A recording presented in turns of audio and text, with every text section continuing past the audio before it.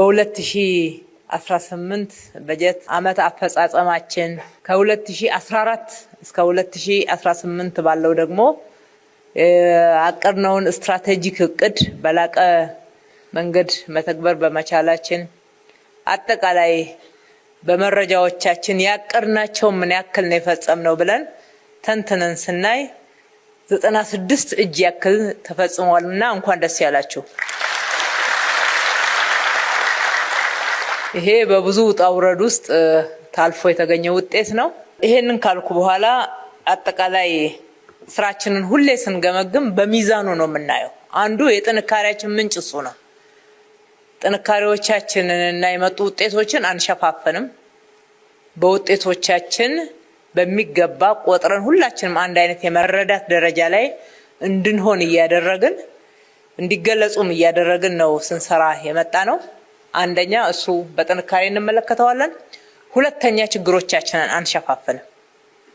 ችግሮቻችንን ሸፋፍናል ፍርጥርጥ አድርገን ተነጋግረን በጥሩ አፈጻጸም ውስጥ ደግሞ የታዩ ክፍተቶች፣ የታዩ ችግሮች፣ የታዩ ብልሽቶችን በይፋ መተጋገል እንዳለብን ማስተካከልም እንዳለብን እየተነጋገርን ተጠያቂነትንም በየጊዜው እየጨመርን እያሳደግን በዛው ልክ ስንተገብር ስለመጣን ውጤታችን እያደገ መጥቷል። እንግዲህ በጥቅሉ ለውጥ ሂደት ነው፣ ያንድ ጀመር አይደለም።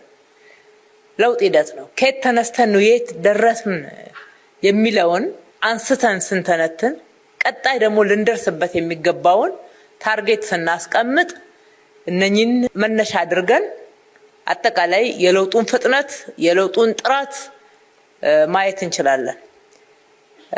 ከተነሳንበት ካለፍንበት አጠቃላይ አስቸጋሪ ሁኔታና ከተገኙ ውጤቶች አንፃር አሁንም በጥንካሬ የምንመለከተው እጅግ በጣም ሚዛን ደፊ ነው። የሚቀሩን ስራዎች እንዳሉ ደግሞ መቀበል ያስፈልጋል።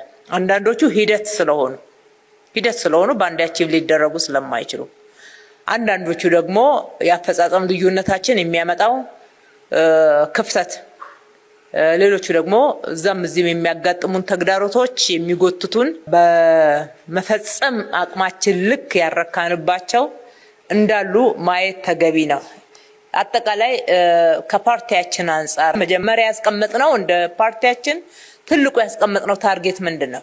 ጠንካራ ፓርቲ፣ ጠንካራ መንግስት ነው። ፓርቲውን ካላጠናከርን በስተቀር ጠንካራ መንግስት ሊመጣ አይችልም። ባለፉት 5 ዓመታት ስትራቴጂክ እቅዳችንን በዚህ ደረጃ መፈጸም ችለናል ስንል ዋናው መነሻ ፓርቲ ላይ ያስቀመጥናቸውን ስራዎች ሰርተናል ማለት ነው። አንዱ የፖለቲካ ባህል ነው። አዳዲስ የፖለቲካ ባህልን መገንባት፣ ከኛ ውጪ ከሌሎች ጋርም ጭምር መስራት፣ አውት ኦፍ ዘ ቦክስ ማሰብ መቻል፣ ከዕለታዊና ከወቅታዊ ውጤት በላይ ዘላቂውን የሀገራችንን እድገት የሀገራችንን ግንባታ ማየት፣ ለዛ አስተዋጽኦ እስካደረገ ድረስ መቻቻል ባለብን ልክ በመቻቻል መተው ያለብንን እየተውን አኮሞዴት ማድረግ ያለብን መያዝ ያለብን አስጠግተን አብረን በመስራት በየጊዜው አዳዲስ የፖለቲካ ሐሳቦችን በማፍለቅ እነኛን ወደ እቅድ በመቀየር በስልጣናችን ምን ብለናል? አዲስ አበባን ራሱ በምናብ ያየናትን አዲስ አበባ ነው በእቅድ አቅደን ወደ ተግባር አምጥተን እንደ ስሟ ውብ አበባ የማድረግ ስራ የሰራ ነው። መጀመሪያ በምናብ ነው፣ መጀመሪያ በሐሳብ ነው። ፓርቲያችን ውስጥ ያለው ትልቁ ምሰሶ የሐሳብ ልዕልና ነው ተባብለናል። የሐሳብ ልዕልና ነው። ሐሳቡን እያፈለቅን ያለነው እንደ ፓርቲያችን ነው። ከዛ ወደ እቅድ እንቀይረዋለን፣ ወደ ትግበራ እንገባለን ማለት ነው። ስለ ተቋም ግንባታ በሀገራችን ላይ ትልቁ ስብራት ያለው ተቋም ግንባታ ነው ብለን እንደ ፓርቲ ተወያይተናል። ትልቁ ስብራት ተቋም እየተገነባ አይደለም በኢትዮጵያ። የሀገረ መንግስት ግንባታ አለመጠናቀቅ፣ የመንግስት ቅቡልነት መዛባት፣ ሁሉ የራሴ ሀገር የራሴ መንግስት ብሎ የሚገነባው ሀገር አለመሆኑ፣ ይሄ በየጊዜው ተቋም እንዳይገነባ ያመጣው ክፍተት አፍርሶ እንደገና መገንባት፣ ከዜሮ መጀመር ሀገራችንን አንካሳ አርጓታል፣ ወደ ኋላ አስቀርቷታል። ከዚህ ካልተላቀቅን በስተቀር የፈለገ ሌት ተቀን ብንጥር ጎዶሎ ተከትሎን ይሄዳል። ምክንያቱም አንዱ ይገነባል፣ ሌላው ያፈርሳል። ከዚህ ውስጥ መውጣት አለብን የሚለው ስለ ተቋም ግንባታ መጀመሪያ በሐሳብ ደረጃ ተስማምተን ነው ከዛ ነው የምንነሳው። ሰው ተኮር ስራዎቻችን የብልጽግና ዲፓርቸር ናቸው። ህብረተሰቡን ብቻውን መንግስት ሰርቶ የልማት ፍላጎትን ሊያሟላ አይችልም። የህዝብ አቅምን በሚገባ መጠቀም መቻል አለብን። ባለሀብቶች የልማት አጋሮች ናቸው። ጥገኛ ምናምን እያልን የምንፈርጀው ፍረጃ ትክክል አይደለም። ጥፋት ያለበትን በጥፋቱ ልክ መጠየቅ ነው እንጂ የልማት አጋሮች አድርጎ የትኛውም ሀገር ላይ ሀገርን ማልማትና መቀየር ማበልጸግ ላይ የግሉ ሴክተር ሚና በጣም ትልቅ ነውና አክብረን በሚገባ የእጆቻችንን ንጽህና ጠብቀን አብረን ግን ተቀራርበን እንስራ የሚለው እሳቤ በስታንዳርድ ደረጃ በመርህ ደረጃ ተቀምጦ ተግባብተንበት ነው እየሰራ ነው። ከሰው ተኮር አንፃር ለሰው ቅርብ መሆን አለ። እኛ እኮ ሰው ነን። ስለዚህ ይሄ በህዝብና በመንግስት የስራ ኃላፊዎች መካከል ያለው ርቀት መሰበር አለበት። መቀራረብ አለብን። ሲምፕሊሲቲ መጨመር መቻል አለበት። ሰው ጋር ቀረብ ብለን ኑሮ መመልከት ላይላውን መሄዱ ይቅር። ወደ ህዝቡ ቀረብን በለህዝቡን ጓዳ እንመልከት። የህዝብን ኑሮ እንመልከት። የህዝብን እሳቤ እናዳምጥ። የህዝብን ሮሮ ቀረብ ብለን እንወቅ፣ እንረዳ፣ አውቀን እንምራ። የሩቅ አንሁን። ስለዚህ ስራዎቻችን ሰው ተኮር ይሁኑ። እያንዳንዱ ስራ ሲመዘን ምን ያክል በሰው ህይወት ላይ ለውጥ አመጣ፣ ሰውን ተጠቃሚ አድርጓል ወይ፣ ሰው ተረድቶታል ወይ፣ መለኪያዎቻችን አድርገን እንስራ ብለን ከተማሪዎች ምገባ ጀምረን የድሆችን ቤት መገንባት ድሆችን ጠጋ ብለን ኑሯቸውን ማዘመን ማሻሻል ቀረብ ማለት ቤተሰብ እስከ መምሰል ድረስ ቀረብ የምንለው የሰው ተኮር እሳቤዎቻችን እንድንላበሰው የሚያስፈልግ ባህሪያት ነው። አመራራችን በዛ ደረጃ መቀየር መለወጥ አለበት የሚለው ከዛ ነው የሚጀምረው። ስራዎችን በንቅናቄ እንምራ ያልነው እንደ ፓርቲ ነው። በንቅናቄ መምራት መቻል አለብን። አንዳንድ በንቅናቄ መመራት ያለባቸው ስራዎችን ለይተን በንቅናቄ መምራት ፈጣን ውጤት እንዲያመጡ ማድረግ ስራዎቻችን ውጤታማ ሊያደርግ እንደሚችል ተስማምተንበት ነው። ከህዝብም ጋራ ሲታይ እንግዲህ ህዝቡ ለሁለተኛው ዙር መርጦናል። ከህዝብ ጋር ያለው ትምምን ሁልጊዜ ህዝብ ጋር ቀረብ ብለን ህዝብን ማወያየት፣ ችግሮችን ማዳመጥ፣ ያዳመጥናቸውን ችግሮች መልሰን አቅደን እንደገና እነኚህን ባለፈው ያነሳቸዋቸውን እስከዚህ ድረስ ሰርተናል፣ እነኚዎቹ ደግሞ ይቀሩናል፣ በዚህ ጉዳይ ደግሞ ተረዱን፣ በጋራ እንስራ እያልን ከህዝብ ጋራ የነበረን ግንኙነቶች በህዝብና በመንግስት መካከል ያለውን ትምምን እያሳደገ መጥቷል። እያደገ መጥቷል ማለት ነው። በጥቅሉ እነኚህን ጉዳዮች መነሻ ስናደርግ የፓርቲ ስራዎቻችን በጥንካሬ ልናያቸው የምንችላቸው በርካታ መመዘኛዎች አሉ። ከዛ አንፃር በትልቁ ፒክቸር መመልከት ነው። መናቅ ደግሞ የሌለበት ክፍተት ናቸው ተብሎ የተነሱትንም በሚዛኑ መታረም መቻል አለባቸው። ምክንያቱም ይሄ ለጤናማ የአመራር ግንባታችን ለጤናማና ለውጤታማነታችን ለጤናማ ግንኙነታችን እና ለዘላቂ ልማታችን በጣም ወሳኝ ስለሆኑ ማለት ነው። አንደኛ ትግል ችግሮችን መነጋገር ማለት ነው። እንደ ቀድሞ ስርዓት መጨቃጨቅ ማለት አይደለም። ያልነው እኮ ከባለፈው መልካም ነገሮችን ወሰድ እናዳብራለን፣ እናስቀጥላለን፣ ጎደሎዎችን እንሞላለን፣ ችግሮችን እናርማለን። በዛ መንገድ ነው ምንመራው ብለን ነው የተስማማ ነው። ይሄ ነው መርሃችንም። ይሄ እስከሆነ ድረስ አሁንም ችግሮችን ገና ከጅምሩ መነጋገር ሳያቆጠቁጡ እና ሳያድጉ እዛው በምልክቶች ለይቶ እንዲታረም ማድረግ ላይ መጠናከር መቻል አለብን ያላችሁ ትክክለኛ ኮንሰርን ነው። ለዚህ ደግሞ ስርዓት አለን፣ አሰራር አለን፣ አደረጃጀት አለን። ምንድነው የቸገረን? ተናግራችሁ ትክክል አይደለም ብላችሁ ታግላችሁ ተነሱ ከቦታችሁ። የእናንተ ቦታ ምን ይሰራል? ስርዓቱን ካልገነባ፣ ሲስተማችንን ካላጠናከረ፣ ህዝቡን ተጠቃሚነት የሚያጓድል ከሆነ ለግል ነው እንዴት ተሰጠን? ሁለተኛ ከአዝማሚያ አንፃር ለምንድን ወሬና አሉባልታ አዝማሚያ ብላችሁ የምትልኩት? ይሄ አይመጥንም እኮ። እንደዚህ እያደገች ለውጥ እያመጣች ያለች ከተማ የራስን ፍላጎት ለራሳችሁ የምትፈልጉትን ነገር እንዲሆን የምትፈልጉትን ነገር አዝማሚያ እያላችሁ አትላኩብን። ይህንን ስለምናውቅ ነው የጥቆማና የመልካም አስተዳደር ስርዓትን በመንግስት መስሪያ ቤት ውስጥ በጣም እያጠናከርን የመጣ ነው። አንዳንዴም በምስለ ተገልጋይ መንገድ ወረድ ብለን የምናጠናው ለዛ ነው።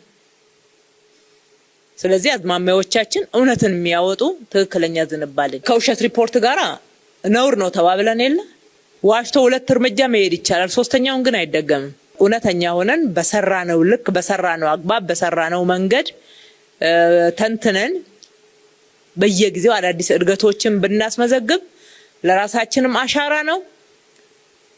በየትኛው መድረክ ላይ በየትኛው መንገድ ቢገመገም ኦዲት ቢገባ ምን ቢል ደግሞ ኩራት ነው። እየተሳቀቃችሁ አትኖሩ። የሚዋሹ ሰዎች እንዴት እንደሚሳቀቁ እያየን ነው። በዚህ ተደረሰብን፣ በዚህ ተደረሰብን፣ በዚህ ፈረሰ አለፈልኝ እችኛው መድረክ ተነቃ ስጋት አይደለ እንዴ? ታች ነው ምንጩና አባካችሁን ከላይ ማስተካከል ያለብን ነገር እንደተጠበቀ እኔ በሚዛኑ እያወራው ያለው ከላይ ማስተካከል ያለብን ነገር እንደተጠበቀ ሆኖ ታች ላይ ያለውን ሁኔታ ክፍለ ከተሞች አስተካክሉ፣ ሴክተሮች አስተካክሉ፣ በተለይ ወረዳዎች አስተካክሉ፣ አርሙ። በእውነት ከሰራችሁና ከአቅማችሁ በላይ ቻሌንጅ ሆኖባችሁ ከሆነ እንረዳለን። በዛ ምክንያት የሚጎዳ የለም። ለጊዜው እንኳን ሳንረዳ ቀርተን ቢሆን ድጋሚ እናያለን። ተገቢ ባልሆነ መንገድ እኮ ተገምግመው ከኃላፊነት የተነሱ የታገዱ አመራሮችን እኮ የደረስንበት እኮ እየመለስን ነው ያለነው። አፕሪሼት አድርገን እየመለስን ነው ያለነው። ጠይቁ ወደ የክፍለ ከተሞች።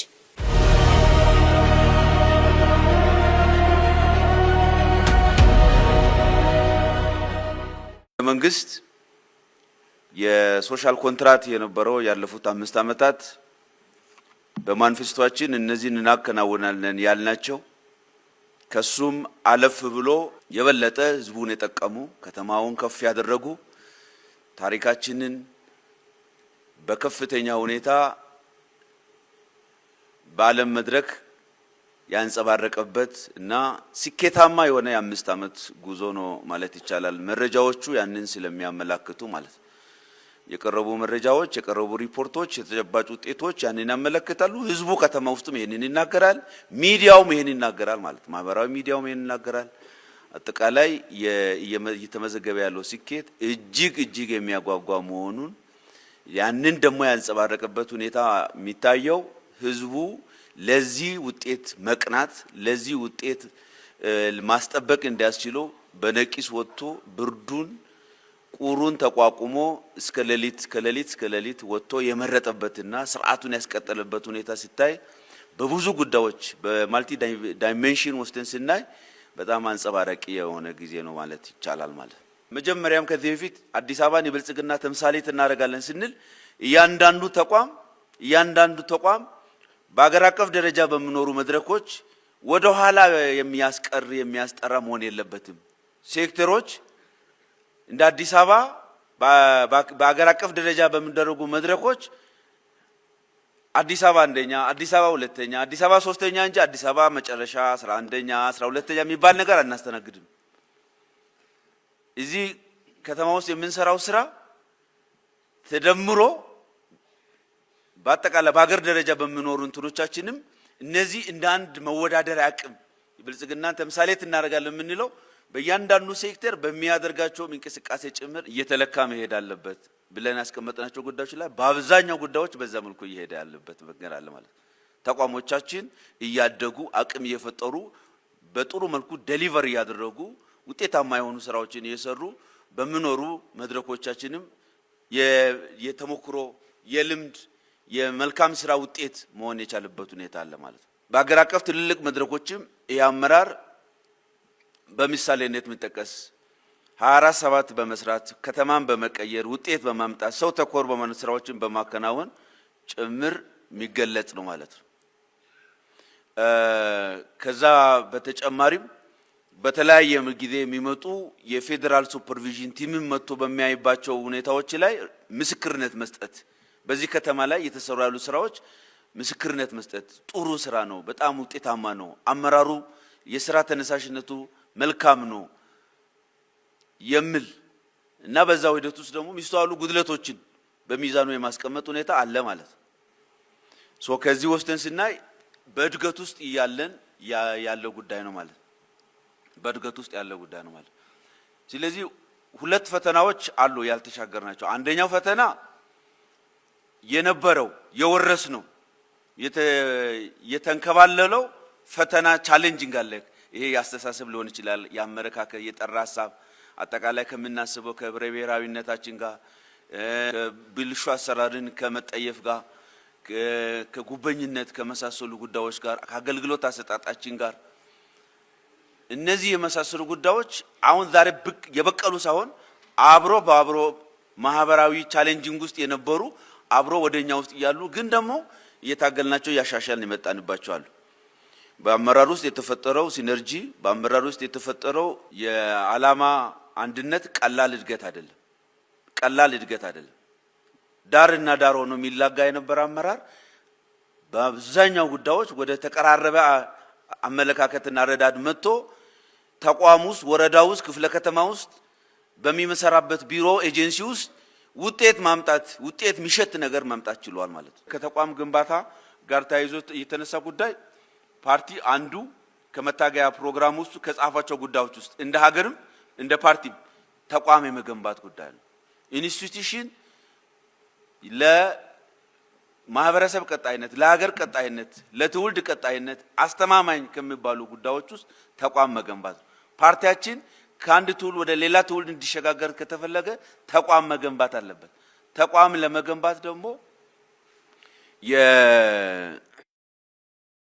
የሚያስፈልጉ ግብአቶች አሉ። ሰው ያስፈልገዋል፣ አሰራር ያስፈልገዋል፣ አደረጃጀት ያስፈልገዋል፣ ግብአት ያስፈልገዋል። እነዚህ ነገሮች ወስደን አንድ ላይ ያደረግን በአሰራር እየተመራ በሰው ኃይል በብቃት እየተመራ መሄድ መቻል አለበት ማለት ነው። ከዛ አኳያ አንዱ ያስተሳሰብ ግንባታ ያቅም ግንባታ ያላችሁት ማቋርጥ ያሳብ ፍሰት ጥራት ያለው በጣም የማቋርጥ ያሳብ ፍሰት የኛን አስተሳሰብ ካፒታላይዝ የሚያረጉ ከሁኔታዎቻችን ጋር የተመጋገቡ በአድማሳዊ ሁኔታዎች ብቻ ሳይሆን በእለት ተእለት ስራዎቻችን ጎስተን እንድናይ ከባቢያችንን የሚመስል አገራችንን የሚመስል ያንን ታሳቢ ያደረጉ ስልጠናዎች እየተሰጡ ነው በአገራችን መሪ ጭምር ማለት ነው። ይሄ ብዙ አቅም ፈጥሮልናል፣ ብዙ ሁኔታዎች ፈጥሮልናል። ሰው ብዙ ስልጠና ወስቷል። ከዚህ በፊትም ስልጠና ብቻ አይደለም፣ ዋና ሰውን የሚቀርጸውና የሚያስተካክለው ተግባር ነው። ሁሉ ጊዜ ጠዋትና ማታ ወይንም ደግሞ ዘወትር በሚያደርገው መውጣትና መውረድ የሚፈጥረው አቅም ነው። ሲሰራ የሚፈጥረው መሳሳት አቅም ይፈጥርለታል። ካልሰራ እና ዝም ብሎ ቁጭ ብሎ የሚተች ከሆነ አቅም አገኘ የፈለገ ነገር መጣ አቅም አገኘ የሚወርቅና የሚነሳ ሰው በጣም ሙሉ ይሆናል። ሐሳቡ አለው። ያ ደግሞ ሰውነቱ በመውጣትና በመውረዱት ይገራል፣ ይመጋገባሉ፣ ብቁ ያደርጋል፣ ብቁ አመራር ያደርጋል ማለት። በዚህ ምክንያት የአዲስ አበባ መዋቅር መትረፍ ጀምሯል ማለት ከራሱ ለሌላ አመራር መሆን የሚችል ጀምሯል ማለት ብቁ አመራር ማቅረብ እየቻለ ነው ማለት። ከትግል አኳያ ሁለት ነገሮችን ሚዛን ማስጠበቅ ይጠበቅብናል ብዬ አስባለሁ። ምክንያቱም እነዚህ ሁሎቹ ውጤቶች የመጡትም እንደው ዝም ብሎ የሆነ ነው በዛ ምክንያት ነው ሊባል አይችልም። ይሄ ሁሉ ውጤት የመጣው አመራሩ እየሰላ ስለሄደ ነው እንጂ ዝም ብሎ ትግል የሌለ ቦኖሮ ከየት ይመጣል? ይሄ ሁሉ ከየት ልታመጣላችሁ? ሬስት ለሶናችሁ እንዲሰሩ የሚታደርጉ ትግሩ እኮ ነው። ውጤት ያማያመጣ አመራር ተቀባይነት እንደማይኖረው በውጤት ስለሚለካ በምን ስለሚለካ ነው በዛ መልኩ የሚታየው ማለት ነው። ትግል ላይ ሁለት ነገሮች አሉ። አንደኛ በአመራሩ መካከል ሰላማዊ የሆነ ጤናማ የሆነ ዲሞክራሲያዊ የሆነ መግባባትና አብሮ የመስራት ባህል ማደግ አለበት በአመራሩ መካከል ማለት ነው። ፖዚቲቭ ነገሮች እያደጉ መሄድ መቻል አለባቸው። ይሄ መጠናከር አለበት በአመራሩ መካከል ማለት ነው። ሰላማዊ የትግል ሰላማዊ የሥራ እንቅስቃሴ በየመዋቅሩ መኖር አለበት ማለት ነው። ይሄ የተጠናክሮ መቀጠል አለበት። አመራሩ እርስ በርሱ ሲነታረክ መውልበት ኢንቫይሮንመንት መሆን የለበት። ይሄ አንዱ ነው። ሁለተኛው በዚህ ሰበብ ደግሞ ሐቁንና እውነቱ እየተደፈቀ ዝም ይያል ሰው ሄዶ እስከሚገነደስ ድረስ መጠበቅ ደግሞ የለብን። ይሄን የሚያሳየው እውነታዎቹን እንኳን አንስቶ ለመነጋገር ያለውን ፍላጎት ማጣት ማስተካከል ይኖርብናል ማለት ነው።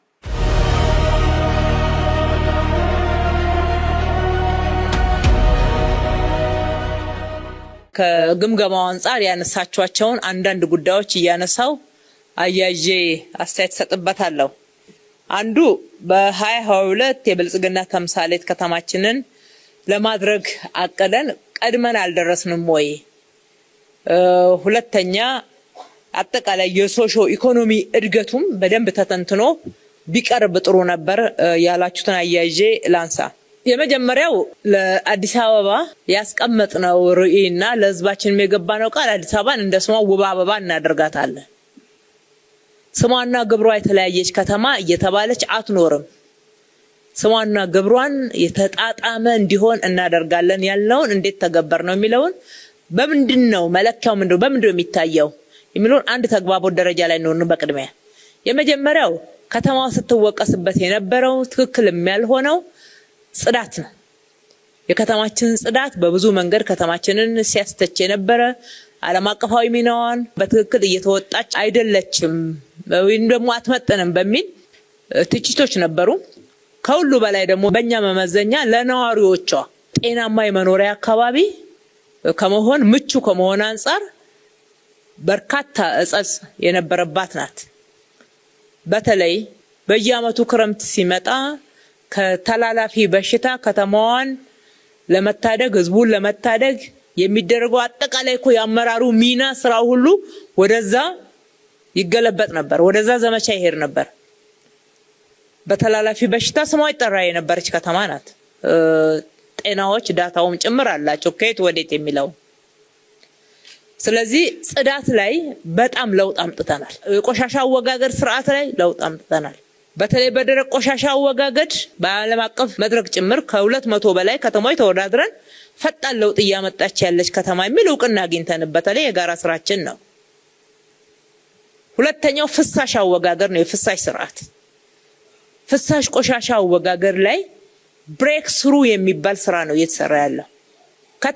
ከተማ ሊሆን የሚችለው የድሬኔጅ ሲስተሙ፣ የስዌሬጅ ሲስተሙ፣ ህዝብ የሚንቀሳቀስባቸው ክፍት ቦታዎች፣ የመንገዶች አገልግሎትን ለማሳለጥ የሚያስፈልጉ መሰረተ ልማቶች እና አገልግሎት ደግሞ መሳለጥ በዛ ውስጥ የቻለበት ሁኔታ ተመዝኖ ነው አንድ ከተማ የሚባለው ደረጃውን የጠበቀ ከተማ የሚባለው። ስለዚህ የፍሳሽ አወጋገድ ስርዓት አዲስ አበባ ላይ ትኩረት ካጡ ስራዎች ውስጥ አንዱ ነበረ። ትኩረት ሰጥተናል። ኢምቢሊየን ነው ኢንቨስት ያደረግነው የፍሳሽ አወጋገድ ስርዓት ላይ። ኢምቢሊየን ነው አሁንም ኢንቨስት እያደረግን ያለነው። ከአንድ የፍሳሽ ማጣሪያ ከአቃቂ ማለት ነው በስምም ይታወቃል። ዛሬ ወደ 46 የፍሳሽ ማጣሪያ ደርሰናል።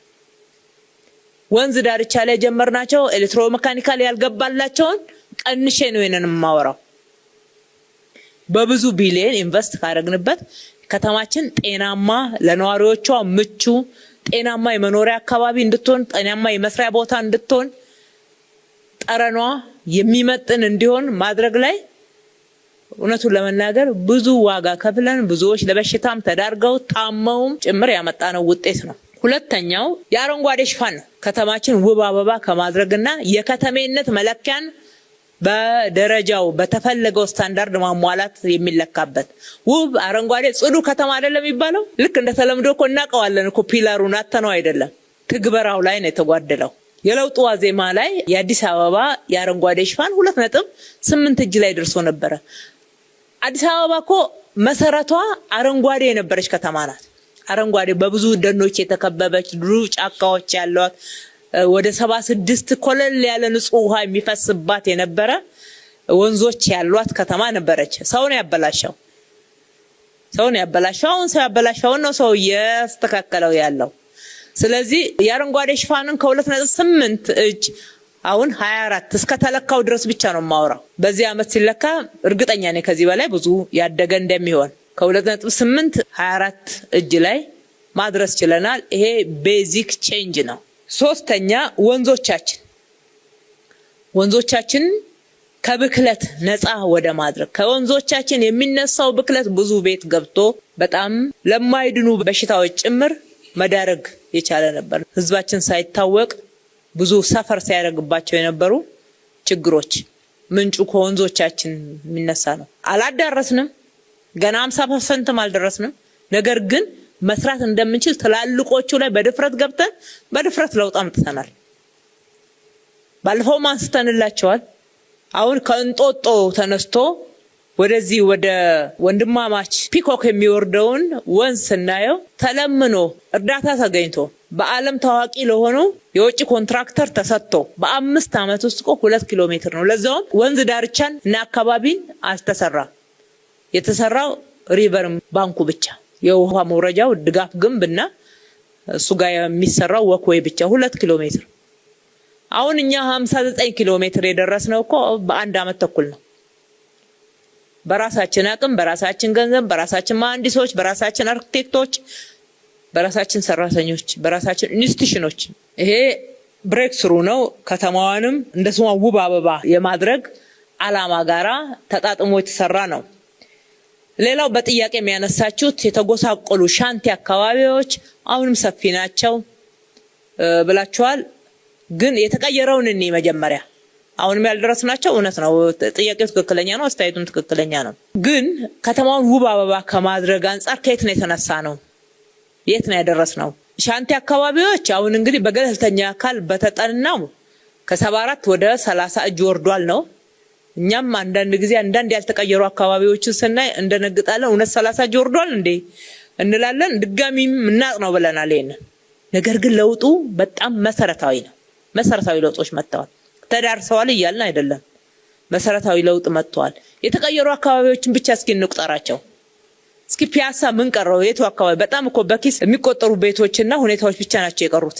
ካዛንቺስን እንውሰደው። ካዛንቺስ ሙሉ ለሙሉ ከበሬ ያደረገ የመልሶ ማልማት ከተማ ማደስ ስራን የሰራ ነው። አዋሪ አካባቢ ኦልሞስት ሙሉ ለሙሉ የሚባል ነው። በዚህ በቀበና መስመር ከአራዳ ተነስቶ የካ ዲያስፖራ አደባባይ እስከሚደርስ ድረስ የነበረውን ሻንቲ አስታውሱት። እሱ ብቻ አይደለም። ቂርቆስ ምን ቀረናው? ቂርቆስ ክፍለ ከተማ፣ አራዳ ክፍለ ከተማ፣ ልደታ ክፍለ ከተማ የቀረው እኮ በጣም ትንሽ ነው። ልደታ የተወሰነ አካባቢ ነው ከነበረበት ስንነሳ፣ ግን በጣም ለውጡ ቀላል አይደለም። ቂርቆስና አራዳ ግን ብዙ ተራምደዋል፣ ብዙ ሄደዋል። ጎሮ አካባቢ የነበረውን ሻንቲ አስታውሱት እና የወንዞች ዳርቻዎቻችን ላይ ያመጣናቸውን ስናይ አሁንም ትልቅ ከተማችን ውብ አበባ ከማስመሰል አንፃር የመጣ ብሬክ ስሩ ነው። የሚቀረንን ደግሞ በደንብ መስራት ያለብን ጭቃ ቤቶችን 60 እጅ ቀንሰናል። እኛ በያዝነው ዳታ እንኳን 60 እጅ ቀንሰናል። 40% ላይ ደግሞ ከፊታችን እንረባረባለን ማለት ነው። ከተማዋን ለነዋሪዎቿ ምቹ ማድረግ እነኚህም ብቻ አይደለም የሚመለከተው። ሰዎች የሚንቀሳቀሱበት ክፍት ቦታዎች አሏቸው ወይ ነው አንዱ መመዘኛው። እነኚህ የሰራናቸው ፕላዛዎች፣ የሰራናቸው አምፊቲያትር ቦታዎች ወደ ማህበረሰቡ ቀረብ እንዲል የተደረጉ ወክዌይ፣ የህፃናት መጫወቻ በየሰፈሩ፣ የህፃናት ማቆያ በየሰፈሩ፣ ፓብሊክ ዴኬር እዚህ ከተማ እኮ አልነበረም። ፓብሊክ የሚባል የህፃናት ማቆያ አልነበረም። ዛሬ 1100 ያልተነገረለት ምግብ እናቀርባለን። የንጽህና መጠበቂያ እናቀርባለን። እነኚህ ውስጥ የህፃናት ምገባ አይነገርም። የሚነገረው የተማሪዎች ምገባና እነዚህ 30 ምገባ ማዕከላት ላይ የምናቀርባቸው ምገባዎች ናቸው። ህፃናትን ጭምር በኢሲዲ ፕሮግራሞቻችን እየመገብን ያለን አልሚ ምግብ እንዲያገኙ፣ ተመጣጣኝ ምግብ እንዲያገኙ። ይሄ እስከ 3 ዓመት ድረስ ያለው ሙሉ የአእምሮ እድገት የሚባለው ለእናንተም ስልጠና ከሰጠን በኋላ አጠቃላይ አመራራችንም ዕውቀት ከጨበጠ በኋላ ለወላጆች አልተውነውም ማለት ነው። በተለይ የህዝብ ዴኬር ወይም ደግሞ የህፃናት ማቆያ የሚባሉት አብዛኛው ዝቅተኛ ገቢ ያላቸው ማህበረሰቦች ስለሆኑ የሚጠቀሙበት እሱን መሰረት አድርገን ሰርተናል ማለት ነው። ሰፋፊ ኢኮኖሚና ማህበራዊ እንቅስቃሴውን ማሳለጥ የሚችሉ መንገዶች ተገንብተዋል። ከተማዋን ምቹ ማድረግ እነኚህ ናቸው። ጨለማ የነበሩ ጎዳናዎችና አካባቢዎች በርተዋል። አሁን ጨለማ ተብላ ትጠራ የነበረችው ከተማችን ዛሬ ከነማ እንደሚያወዳድሯት እንግዲህ በየሶሻል ሚዲያው እየሰማችሁ ነው። የግብይት ስርዓት ለማህበረሰቡ ቀረብ ማለት፣ የስፖርት ሰው አካላዊ እንቅስቃሴ የሚያደርግባቸው የጤና አገልግሎቶች፣ የትምህርት አገልግሎቶች እነኚህ ሁሉ ተደምረው ነው ከተማችንን እንደ ስሟ ውብ አበባ አድርገናታል እያልን ያለ ነው። ከሁሉ በላይ ደግሞ ሰላማዊ ከተማ፣ ሰላሟ ቀጣይነት ያለው ከተማ መሆኗ መመዘኛ ውስጥ ነው ያለው። ሰው እንደ ልቡ ሌሊትም ቀንም የሚንቀሳቀስባት ከተማ ናት። የከተማዋን ስታንዳርዳይዜሽን ስንል በቀለም፣ በፋሳድ፣ መነቃቃት ከተማችን ላይ በከፍተኛ ሁኔታ ተፈጥሯል። ከ10,000 በላይ ህንጻዎችና ቤቶች አድሰናል። ምን እንፈልጋለን ከዚህ በላይ? ሰው ፊት ላይ የሚነበበውን በየቦታው ላይ እየተንቀሳቀሳችሁ እዩ። ማንም ኦርጋናይዝ ሳያረጋቸው ኦርጋናይዝ አድርገው ኢቨንት ይፈጥራሉ። እዚህ አድዋ ላይ ነው ልጆች ከዛ ከገጠርም ከዚህ ከከተማም ከየቦታው የማይተዋወቁ ሰብሰብ ብለው ይሄንን ፕላዛ ሞልተው ራሳቸው ኢቨንት ይፈጥራሉ። እኔ በግሌ ደስታዬን ልነግራችሁ አልችልም። አራዳ ፓርክ ላይ ሄዱ። ማንም ኢቨንት ኦርጋናይዝ ያደረገ ሰው ሳይኖር ሳይክል የሚነዱ ልጆች ተቀጣጥረው በማስ 30 40 50 ሆነው ከመቀጠያ ይነሱና በፒኮክ አድርገው በሰላም መንገድ ይወጣሉ። ብዙ ጊዜዎች ነው ያጋጠመን። ተቆርቆሩና እንደ ከተማ መሪ ወረድ ብላችሁ እዩ። ይሄንን ጆሮአችሁን ከፈት አይኖቻችሁን ገለጥ አድርጋችሁ ተመልከቱ። የምንሰራው ይሄ እንዲመጣ ስለሆነ ሰሞኑን ቀበና ከተከፈተበት ጊዜ ጀምሮ ማን ኦርጋናይዝ እያደረጋቸው ነው እንደዛ አይነት ጨዋታዎችን የሚጫወቱት? ማን ነው ኢቨንት ኦርጋናይዘሩ? የማህበረሰቡ መካከል ያለው ኢንተራክሽን በእድሜ አዛውንቶች በየቦታው አረፍ እያሉ ሲወያዩ ሲጨዋወቱ ስታዩ በአጠቃላይ የከተማችን አጠቃላይ ለውጥ ከስራ ዕድል አንፃርም ከተማዋን ምቹ ማድረግ ዜጎች ሰርተው ገቢ የሚያገኙባት ከተማ ማድረግ ላይ በጣም ለውጥ አምጥተናል። በእነኚህ ለውጥ አመታቶች 2.2 ሚሊዮን እኮ ትልቅ ቁጥር ነው። አንድ ወቅት ላይ የከተማው ህዝብ ቁጥር እኮ የነበረን እነኚህ ሁሉ ደምረን ነው ከተማዋን ለነዋሪዎቿ ምቹ የማድረግ እንደስማ ውብ አበባ የማድረግ የምንለው። ከሰው ነጥለን ኢንፍራስትራክቸሩን ብቻ አይደለም የሰውን የየዕለት ገቢና የኑሮ ምቹነት ብቻ ደግሞ አጠቃላይ ከከተማዋ መሰረተ ልማትና መጽዳት ማማር መዋብ ደግሞ ነጥለን አይደለም አንድ ላይ በሚዛኑ ነው እያወራን ያለነው። ስለዚህ እነኚህን ወሳኝ ስራዎች ሰርተናል ማለት ከተማችን የብልጽግና ተምሳሌት ሆናለች ማለት ነው ወይ? የብልጽግና ተምሳሌት ግባችን ላይ ደርሰናል ወይ ከተባለ አይደለም፣ ገና ነው። አይደለም ራሱ ሻንቲውን ከወሰድን እኮ አሁን የተጠናውን ጥናት እንኳን እንውሰድ ከተባለ ገና 30 እጅ ይቀረናል። የሰውን አኗኗር እና ኑሮውን የኑሮ ውድነቱን ሁሉም ተጠቃሚ እንዲሆን ከማድረግ አንፃር መድረስ ያልቻልናቸው አሁንም ቀላል አይደለም።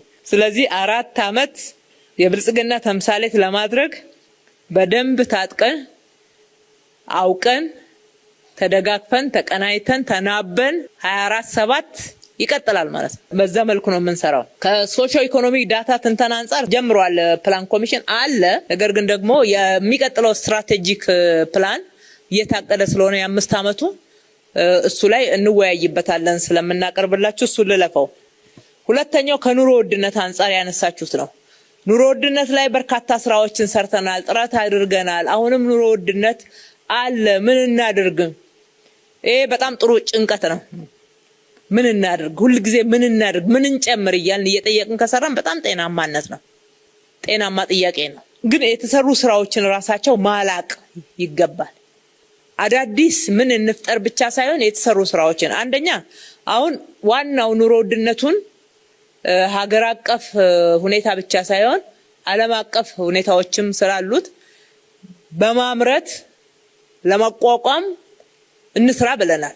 ተኪ ምርቶችን እናምርት። ከውጪ የሚገቡ እነኚህ ዋጋ ንረት ምክንያት የሚሆኑም የምርት አይነቶችን እየቀነሰን ተኪ ምርቶችን እያመረትን፣ ሁለተኛ ደግሞ ሚላኩ ምርቶችን እያመረትን የውጪ ምንዛሬንም እያሳደግን እንስራ ብለናል። ይሄንን ማላቅ ነው መስራት ነው። የአዲስ አበባ ኢንዱስትሪዎች ከዚህ በላይ ማምረት ይችላሉ፣ ይገባቸዋልም። በርካታ መሬት ያስተናገድናቸው አሉ። በተሟላ ሁኔታ ወደ ስራ አልገቡም። ተከታትለን ደግፈን አሳስበን ወደ ስራ እንዲገቡና የማምረት አቅማቸውን ከዚህ በላይ እንዲጨምሩ ማድረግ ያስፈልጋል ማለት ነው።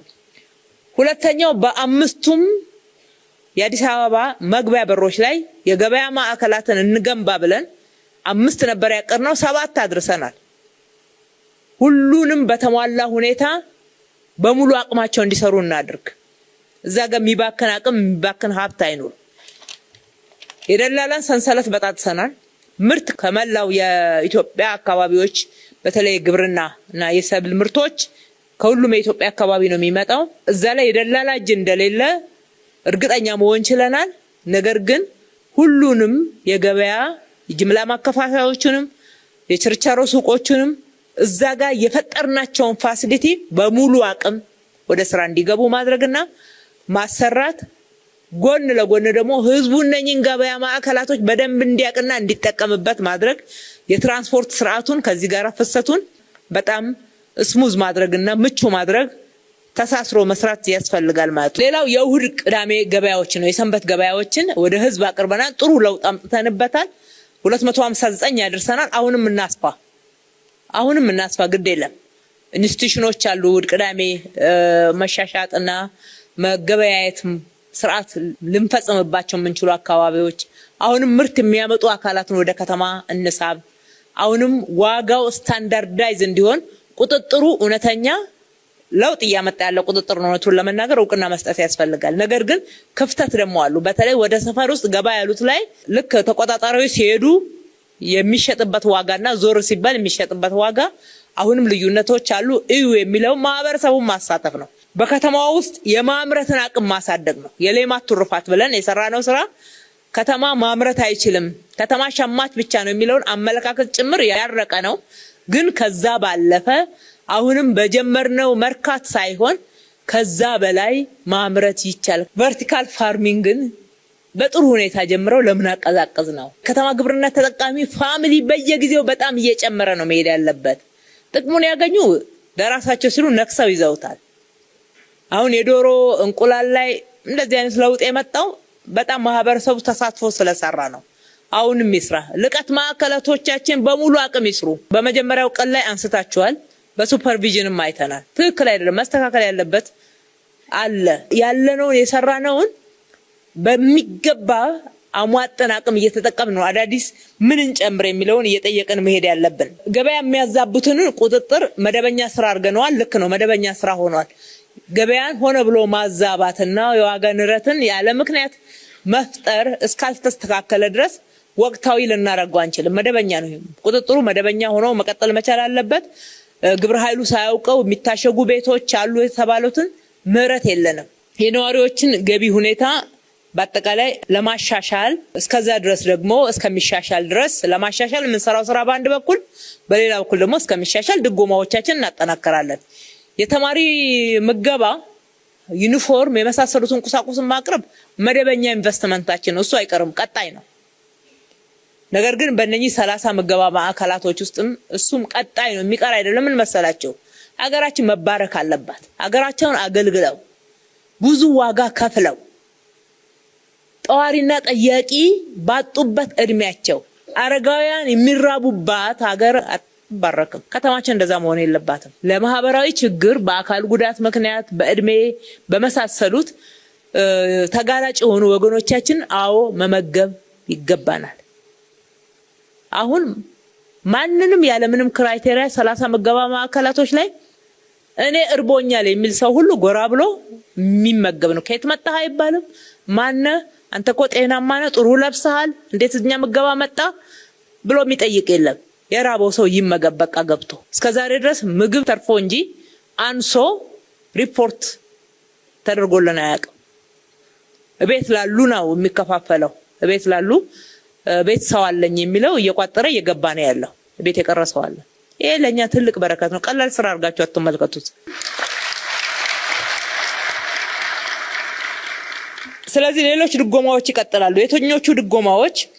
በንግድ ኮርፖሬሽን በኩል በህብረት ስራ ማህበራት በኩል ወደ ከተማችን ምርትን ለማስገባት የምናደርገው ከበጀታችን የምናደርገው ድጎማ የምንሰጠው ሪቮልቪንግ ፈንድ ይሄ 18 ቢሊዮን ይቀጥላል። የጤና መድን ይቀጥላል።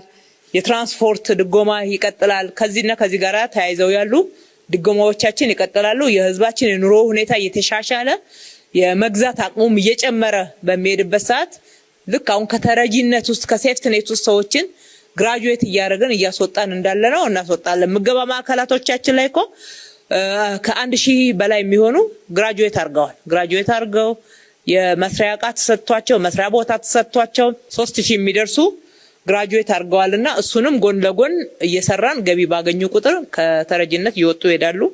ይሄ ማህበራዊ ኃላፊነት መወጣት ግን የትም ሀገር በጣም በለጸጉ በተባሉትም ሀገሮች እንዳለ ደግሞ ግንዛቤ መያዝ ተገቢ ነው። ሌላው ያነሳችሁት የተቋም ግንባታ ነው። የተቋም ግንባታ ቀጣይነት ያለው ነው። ተቋም አንዱ ስብራት ነው ብለናል። ተቋም ቢገነባ ኖሮ ዛሬ የለፋን እየሰራን አገልግሎት ማሻሻሉን በጣም ዳገት ሆኖ አንዳንድ ጊዜ ታጥቦ ጭቃ እየሆነብን አንቸገርም ነበር። ሀገራችን ላይ ተቋም መገንባት ላይ ያለው ስብራት በተሟላ ሁኔታ ተጠግኖ የተሰራ ስላልሆነ ገብቶን እንስራ። ተቋምን መገንባት አለም ጊዜያዊ አይደለም። ጊዜያዊ መካኒካል የሆኑ በተለይ ተቋም ለአገልግሎት ምቹ እንዲሆኑ የምናደርጋቸው እሱ መግቢያ ነው። እሱ ከፍትፍቱ ፊቱ እንደሚባለው ነው። ገና ስንገባ ፈርስት ኢምፕሬሽን ተገልጋይ ምቹ ሁኔታ ቁጭ ብሎ የሚገለገልበት ያስፈልጋል። አገልጋዩም እንደዛ ንጹህ ነገር ማየት አለበት። ሙሉ ቀን ጊዜውን የሚያጠፋበት ቦታ ነው። አእምሮ መልካም ነገር በማየት ፕሮዳክቲቭ ይሆናል የሚለው ህግ ይሰራል። ከንጽህና ከተማችን ንጹህ አድርገን ቢሮአችን መቆሸሽ የለበትም። ሱሱ እንዳለ ሆኖ ከዛ አልፈን ደግሞ ወደ ይዘት ስንገባ ተቋሞቻችን ለዛሬ ብቻ ሳይሆን የፖለቲካ ስርዓት ቢቀያየር እንኳን ህዝብን ማገልገል የሚችሉ ተቋማት ነገ እኛ ተገልጋይ ሆነን ስንሄድ እንደ ልብ የምንገለገልበት ተቋማት፣ ያለ አድሎ የሚያገለግሉ ተቋማት፣ አሰራርን የሚያከብሩ ተቋማት፣ አሰራራቸው የዘመነ ተቋማት፣ ሰራተኞቻቸው ብቃት ያላቸው እዛ ተቀምጦ ለማገልገል መነሻቸውና ዋና አለቃቸው ማን እንደሆነ የገባቸው ሰራተኞች በአመለካከት መቀየር ያስፈልጋል ማለት ነው። ደሞዛችንን ከፍሎ የሚያሰራንን ማህበረሰብ አክብሮ አለማገልገል መሻገር ያለብን ችግር ነው። ልክ ነው። ተገልጋይ ብዙ ትክክል ያልሆነ ነገር ይዞ ይመጣል። ሁሉም አይደለም፣ እንደዛ ሲያጋጥመን ነው የሚውለው በየቦታው። በጅምላ ግን አንመለከትም። እሱንም በአግባቡ ትክክል አለመሆኑን መንገር ይቻላል። ማጭበርበር ከሆነ ደግሞ በህግ መጠየቅ እንችላለን። ስለዚህ በየጊዜው ግን አገልግሎት የመጣውንም ለውጥ ተገቢውን የሆነ እውቅና መስጠት ተገቢ ነው የሚሆነው።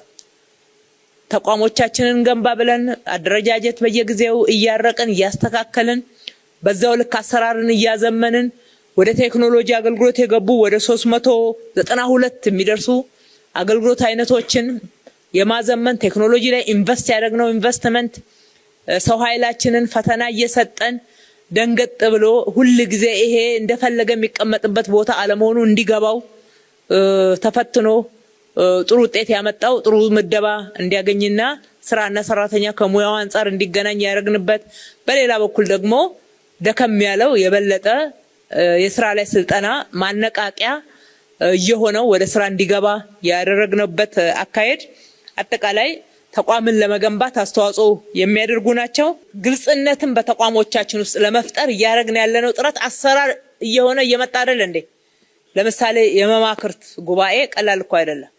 በግልጽ መነጋገር፣ መደፋፈር፣ አሰራርና መመዘኛ ሲሆን ሁሉም ቁጭ ብሎ በመማክርት የአቻም የአመራርና የሰራተኛም በዛው ልክ እየተጠናከረ ነው ያለው። አገልጋይ አዲስ ሚዲያ ኔትወርክ ላይ እየተላለፈ ያለው አገልጋይ ፕሮግራም ለህዝብ ቅርብ መሆን አለብን። ህዝብ ሊጠይቀን ይችላል ይገባዋልም። እኛም ለመጠየቅ ዝግጁ ነን። ጥያቄው ምን እንደሆነ ሳናውቅ ፍለፊት በቀጥታ ስርጭት ለህዝብ ቀርበን የሚጠይቅም ይጠይቃል፣ የሚያንጓጥጥም ያንጓጥጣል፣ የሚያወድስም ያወድሳል። ሁሉንም ግን ለመስማት ዝግጁዎች ይሆን የህዝብ መሪዎች መሆናችንን እያረጋገጥን ያለንበት ነው። በዋርካ አሁን እኛና እናንተ እንደምንነጋገረው ዋርካ ፕሮግራም ላይ ዛሬ ዋርካ ፕሮግራም ይሄ ሴክተር ነው ተብሎ በይፋ በቴሌቪዥን ተነግሮ የመጣ ሰው ተመርጦ ባልሆነበት ሁኔታ ቁጭ ብሎ ጉዳይ አለኝ የሚለው ወረቀቱን እየያዘ ፍለፊት አመራርን ሲሞግስ ስታዩ አመራራችን እያዋረን እኮ አይደለም፣ ስርዓት ነው እየገነባን ያለነው። አመራራችንም እየለመደ ነው በህዝብ መጠየቅን። ትክክል ያልሆነ ጥያቄዎች ይዘው ሲመጡ እዛው ጠያቂው ሲጋለጥ እያየን ያለነው። ትክክለኛ ጥያቄ ይዘው የመጡት ደግሞ ጥያቄያቸው ሲመለስ በአገልጋይና በዋርካ ፕሮግራም የተነሱ ጥያቄዎች 89 እጃቸው ትክክል ሆኖ የተገኘው። ስለዚህ ለ11ዱ ብለን አይ ተገቢ ያልሆኑ ሰዎች ስልክ እየደወሉ የሚሳደቡበት ወይም ደግሞ እዛ መተው በጣም አመራር የሚያዋርዱበት ነው የሚሉ ቅሬታዎች መሰማት የለባቸው። ሊኖር ይችላል፣ እሱ ሊኖር ይችላል። እናንተ ቆይ ያጋለጣችሁ ነው። እዛ ጋር ምላሽ ሲሰጡ ትክክል አለመሆኑን እስከመጨረሻው ዋናው ስራ ውስጥ ያለ ሰው ስራውን የሚያውቅ ሰው ስራውን ቆጥሮ የሚከታተል ሰው በሚገባ ምላሽ ሲሰጥ አይተናል። የጥቆማ ስርዓታችንን በጣም እያጎለበተ መጥቷል። የበለጠ ሰው ለአመራሩ ከጠቆምኩ ችግሬ ይፈታል ብሎ ማመኑን ነው የሚያሳየው። በጥቆማ ካገኘናቸውም ውስጥ ወደ 90 እጁ ትክክለኛ ሆኖ ነው የተገኘው። ቀላል አይደለም። ህዝቡ በተቻለ መጠን እኛ ለስርዓት ግንባታ የምናደርገውን ጥረት ደጋፊ ሆኖ እንደቆመ ማየት እንችላለን ማለት ነው። ከሁሉ በላይ የእኛን አገልግሎትና የተቋም ግንባታ ሙሉ የሚያደርገው መሶብ ነው። የመሶብ ፕሮጀክቶቻችንን አሁን እስከ ክፍለ ከተማ ያለውን ጨርሰናል። ወደ ወረዳ እንውረድ ብለናል። ከዚህ በኋላ ህዝቡ ቀጥታ ተመላልሶ አገልግሎት የሚጠይቅባቸው የአገልግሎት አይነቶች ተለይተው ከ300ዎቹ 50 እጁ ወደ መሶብ ገብቷል። አሁን 50 እጁ ደግሞ በሚቀጥለው ጊዜ ዲጂታላይዝ አድርገን እናስገባለን። የሰው ኃይላችንንም ለማረቅና ለመቀየር መሶብ በጣም እጅግ እምነት የጣልንበት ተቋም ሆኗል። ህዝባችን ይሄንን እውቅና ሰጥቷል። ወደ 290 ሺህ አካባቢ የሚጠጋ ማህበረሰብ ተገልግሏል። እርካታው 99 እጅ ነው። ይሄንን ሙሉ ካደረግን እናንተም እየተሰደብን እየተወቀስን ሁሌ ጥረት እያደረግን ሁሉ በጅምላ ይነሳል የምትሉት ውስጥ እየወጣን ነው ማለት ነው። ከፊታችን ያለው ጊዜ በጣም ተስፋ ሰጪ የሰራና ያልሰራንም አንጥሮ የሚለይ ስለሆነ አሁን እንዲህ በመናረገው በጥቆማ በመሳሰሉት ብቻ ሳይሆን ራሱ ስርዓቱ ያገለዋል።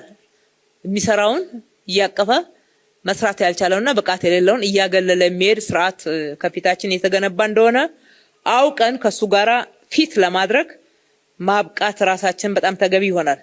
ወርቃማ ሰኞ መመዘኛ ጭምር አድርገነዋል አይደለ? አመራርና ሰራተኛው የበለጠ እንዲቀራረብ እንዲተዋወቅ ስለ መስሪያ ቤቱ እንዲነጋገር አዳዲስ የፐርሰናል ዲቨሎፕመንቶች ጭምርና አንዳንድ ሌሰን የሚወሰድባቸው ትምህርት የሚወሰድባቸው ጉዳዮች ለሰራተኛው እንዲቀርብ አብሮ ሰራተኛውና አመራሩ ቡና እንዲጠጣ የምናደርገው የበለጠ ለተቋም ግንባታችን ተጨማሪ አቅም እየፈጠረ ነው። እነኚህን ሁሉ ጥረት የምናደርገው ምን ያክል ተቋምን ለመገንባት ለህዝባችን ግልጽ ለመሆን ተጠያቂ ለመሆን ከሁሉ በላይ ደግሞ በተሟላ ሁኔታ ለማገልገል ፍላጎት እንዳለን የሚያስረግጡና የሚያሳዩ እውነታዎች ናቸው። እንግዲህ ከዚህ ጋር እያያዛችሁ ያነሳችሁት አንዱ ሌብነትና ብልሹ አሰራር ነው። መሶብ ላይ የለም። ትልቁ አንዱ ተስፋ የሰጠን ወደዛ ቶሎ ብለን ለውጦቹን እናብዛ ያልንበትን ምክንያት እሱ ነው። ሌሎቹ ላይ አሁንም አለ። ልክ ናችሁ። መቀየር መቻል አለበት። የሰው ልጅ ባህሪው ቢቀየር ጥሩ። አንዱ መጀመሪያ የራሳችን የውስጥ እምነት ነው ሊቀይረን የሚገባው። ለምንድን ነው የምንኖረው ብለን ራሳችን ብንጠይቅ ትንሽ ጥሩ ነው የሚሆነው። በዋናነት ግን ሌብነት ላይ ልንስማማ የሚገባው የከተማውን ሀብት ከሌብነት አድነናል። ይህንም በተሟላ ሁኔታ የትም ቆማችሁ መናገር ትችላላችሁ። በጀታችንን ትላንትና ለካፒታል የሚመደብ በጀት ከዚህ ከ5 ዓመቱ የቀደመው አመት ላይ 2013 ላይ እንኳን ሄደን ብናይ 47 እጅ ነው የካፒታል በጀት ወይም ደግሞ ለዘላቂ ልማት የሚመደበው። ዛሬ 71 እጅ ላይ ነው ያለነው። ይሄ እንደ አብዮት በየጊዜው እያለቀ ያለ ፕሮጀክት ማረዳን በእርዳታ ነው እንደሰራ ነው። በከተማው በጀት እኮ ነው። ጀምሮ መጨረስ፣ ጨርሶ መጀመር፣ ፍጥነት፣ ሩጫ፣ በስካሌሽን በቫሪዬሽን የሚመጡ ጥያቄዎችን በሚገባ እንድናመልጣቸው ተደርጓል። ከመጀመሪያው የተሟላ ዲዛይን ሰርተን እሱም መተግበር፣ ማሻሻያም ካሉ መጀመሪያ በተቀመጠው ክፍያ ሬት መሰረት መሆን እንዲችል እንዲህ መቆጣጠር መቻላችን፣ እንዲሁም በጀታችንን በቁጠባ መጠቀማችን አድሚን በጀት ዛሬ ወደ 29 ወደ 28% ዝቅ ማለቱ ትልቁ የመንግስት እና የህዝብ በጀት ከዝርፊያ መናጠቃችንን ነው የሚያሳየው። አሁን መሬትም ላይ እኮ ይሞከራል እንጂ አሁን ራሱን መፈጸም አይችልም። ያው የለመደ አመል ስለማይለቅ እዛም እዚህ መሬት ለመያዝ ለማጠር አላግባብ ፎርጂድ ካርታ ለማሰራት ውስጥ ለውስጥ መሄድ አለ። አንዱ ራስ ምታት ነው። ግን የደረስንበት እየተያዘ ነው። አየር ባየር መሬት የገዛም እየከሰረ ነው ገንዘቡ። ብዙዎችን አምክነን ወደ መሬት ባንክ መልሰናል። የካቢኔ ውሳኔ ያላረፈበት መሬት በየትኛው መንገድ ሊገኝ የሚችለው አንድ ይሄ ሰነድ አልባ ነው። ሁለተኛው የአርሶ አደር የሚለው መነሻ ነው። ሁለቱ ውስጥ አሁንም ተግዳሮት አለብን። አሁን ሰነድ አልባን ቆጠራውን እየጨረስን ነው። ከዚህ በፊት ሰነድ አልባ ነው ተብሎ ካርታ የተሰራባቸው እየወጡ ነው። ሁለተኛው አሁን ያሉ ሰነድ አልባ ቤቶች የት ነው ያሉት እንዴት ነው ያሉት የሚለውን ከአየር ካርታ ጋራ ማስተያየት የመሳሰሉት ሊቀረው ይችላል። ነገር ግን አትሊስት ሰነድ አልባ ተብለው የሚፈረጁ ማህበረሰብ ውስጥ የቱ ጋር አሉ በየክፍለ ከተማው የሚለውን ከኛ መዋቅር ውጪ ሄደንበታል። የአርሶ አደርን መሬት እንደዚሁ ከአርሶ አደር ጋር አንስታችሁ አንደኛ አርሶ አደሩ ራሱ ተጠቃሚ እንዲሆን የሰራነው ስራ ቀላል አይደለም። ከ19000 በላይ ካርታቸውን አግኝተዋል። እዛ ውስጥ የተቀላቀለ የለም ወይ ልክ እንደ ሰነድ አልባው ይዩት። ከዛ ውጪ ግን አሁን የአርሶ አደር ካርታ ፕሪንት የተደረገ አይደለም እየልብላችሁ ክፍለ ከተሞች ያነሳችሁትን ጤናማ ያልሆነ ነገር ስላገኘን እሷን ማጣራት እንደገና እስከምንጨርስ ድረስ አሁንም አትጠብቁ። ኢንቨስትመንት አርሶ አደር እንዲገባ ለማድረግ የተጠየቁ አዳዲስ ጥያቄዎች ካሉ ይስተናገዳሉ፣ እንዲሰራ ነው የሚፈለገው። ነባሩ የተጠየቁ ጥያቄዎች ግን ምላሽ አግኝተዋል። በጥቅሉ እነኚህን አንድ ላይ አሁንም ችግር የሚታይባቸው እንደ ግንባታ ፍቃድ አሰጣጥ ከመሬት ይዞታ ጋር ተያይዞ ያለውን ንግድም ላይ አልፎ የምናየው ገቢዎች አካባቢ የምናየውን እነኚህን ለማረቅ አሁንም ጥርሳችንን ነክሰን ወገባችንን ታጥቀን እንሰራለን። በሚቀጥለው በጀት ዓመት ደግሞ ሁሉም ህዝብ አገልግሎት የሚጠይቅባቸው አገልግሎቶች መሶብ ውስጥ እናገኛቸዋለን። ትልቅ የአገልግሎት ሽግግር ይሆናል። ከሁሉ በላይ ተቋም ይገነባል። ተቋም ከአመራር ብቃት፣ ከአመራር ሩጫ፣ ከአመራር የየዕለት ግፊት ጋር የሚያያዝ ሳይሆን ተቋም ራሱ ተገንብቶ ሲስተሙ ጠንካራው ነው የሚያገለግል። ስርዓታት ቢቀያየሩ እንኳን የህዝብ አገልግሎት የሚሰጡ ተቋማት ግን የማይቀያየሩ ባህሪ ያላቸውና የሚያገለግሉ መሆን እስከሚችሉ ድረስ ነው የምንሰራው። ግባችን እዛ ድረስ ነውና ለውጥ አምጥተናል ስትሉ በትናንሹ አትርኩ ለማለት ነው። ከስራ ዕድል አንፃር ክትትል፣ ማብቃት፣ ብድር አገልግሎትን መስጠት ባለው ማዕቀፍ ውስጥ ማለት ነው። የተበደሩትን ደግሞ ማስመለስ ስኬት ያበደራል፣ እያበደረም ነው ያለው። ዳታውም እሱን ነው የሚያሳየው። ነገር ግን በቂ ነው ወይ የሚባለው በቂ ላይሆን ይችላል። ነገር ግን የተበደሩትን በፍጥነት መመለስ የሚገባቸው ከመለሱ ያልደረስናቸውን ደግሞ መድረስ ይሄዳል። ከመስሪያ ቦታዎችም አንፃር እንግዲህ ባለፉት 5 ዓመታት ወደ 20000 ሼዶች ተሰርተዋል። በዚህ ዓመት ብቻ 91 ሼዶችን G+4 ጭምር አድርገን ከከተማው ስታንዳርድ ጋራ አይነቶቻቸውን እየቀየርን ሰርተናል። የኢንዱስትሪ ክላስተርን የገላንጉራ ኢንዱስትሪ ክላስተሩን አይታችሁታል። ብሬክ ስሩ የሆነ ለውጥ ላይ ያመጣ የሚችል በጣም ሰፊ አምራቾችን የያዘልን እድል የተፈጠረበት ነው። እንደዚህ አይነት ስራዎችን አጠናክረን እንቀጥላለን። ከፕሮጀክት አፈጻጸም አንፃር ቅድም እንዳልኩት ፕሮጀክት ከተማችን ላይ አብዮት ነው የሆነው። ህዝቡ አሁንም ግን ይጠይቃል። ባለፉት 5 ዓመታት 60,000 ያክል ፕሮጀክቶች፣ በዚህኛው አመት ደግሞ 20,000 ፕሮጀክት መጨረስ ማለት ምን ማለት እንደሆነ ትርጉም ስጡት። ይሄ ማለት በዝርዝር ዳታውን በየክፍለ ከተሞቻችሁ በየወረዳዎቻችሁ እንድታዩት በፕላን ልማት ቢሮ በኩል እንዲደርሳችሁ እናደርጋለን። አብዛኛው የህዝብ ተሳትፎ ፕሮጀክቱ አሁን የህዝብ ተሳትፎን ትናንሽ ነው እንደዛ ነው ምናምን ብለን አናይ። ህዝቡ ካለው ጎዶሎ አውጥቶ ከተሳተፈ ክብር እንሰጠዋለን፣ ፕሮጀክት ብለን እንመዘግባለን።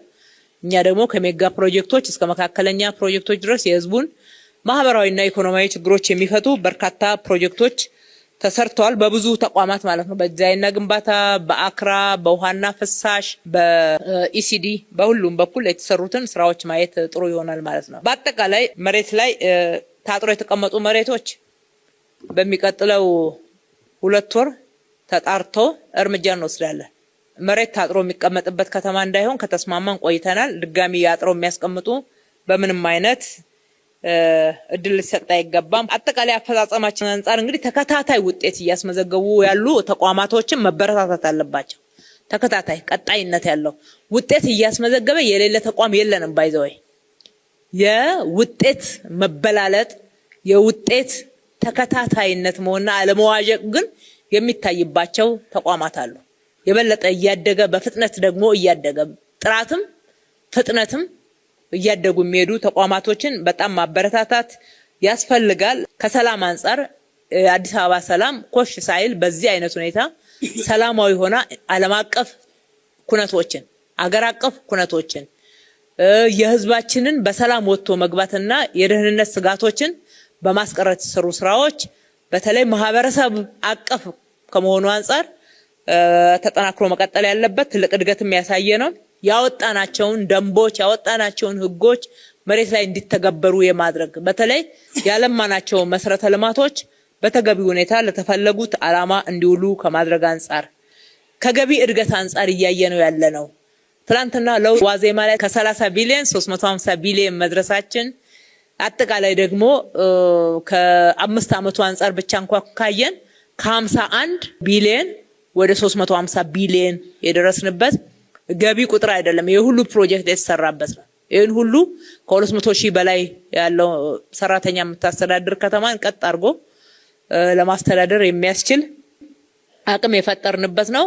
ከዛም አልፎ አሰራር ማዘመን ላይ ገቢዎች ብዙ ሄዷል። እኛ ቀድመን ሪኮግናይዝ እውቅና አልሰጠን ሊሆን ይችላል። ነገር ግን የአፍሪካ ኢኮኖሚ ኮሚሽን ኢሲኤ ባጠናው ጥናት በጣም ደህና ናቸው ከተባሉ 6 የአፍሪካ ከተሞች ውስጥ እንደገና ከ6 ውስጥ ደግሞ የኛ ገቢዎች አንደኛ ወጥቶ ልምድ ጭምር ሄዶ እንዲያካፍል መጥተውም ደግሞ ልምድ እንዲካፈሉ የተደረገበት ነው። ከችግሩ አንፃር ገና ብዙ መሄድ አለብን። ገና ብዙ ማስተካከል ያለብን አለ። ግን ከነበረበት አዘቅት አንፃር ስናየው ነው ለውጥን የምንመዝነው። ጤና ላይ የመጣው ተከታታይ እድገት ጤና ላይ መሰረተ ልማት ብቻ አይደለም፣ በይዘት አገልጋዮቹ ላይ የመጣ ያለው ለውጥ እውነቱን ለመናገር ይበል የሚያሰኝ ነው። የጤና አገልግሎት በጣም ብዙ የምንወቀስበት ነበር።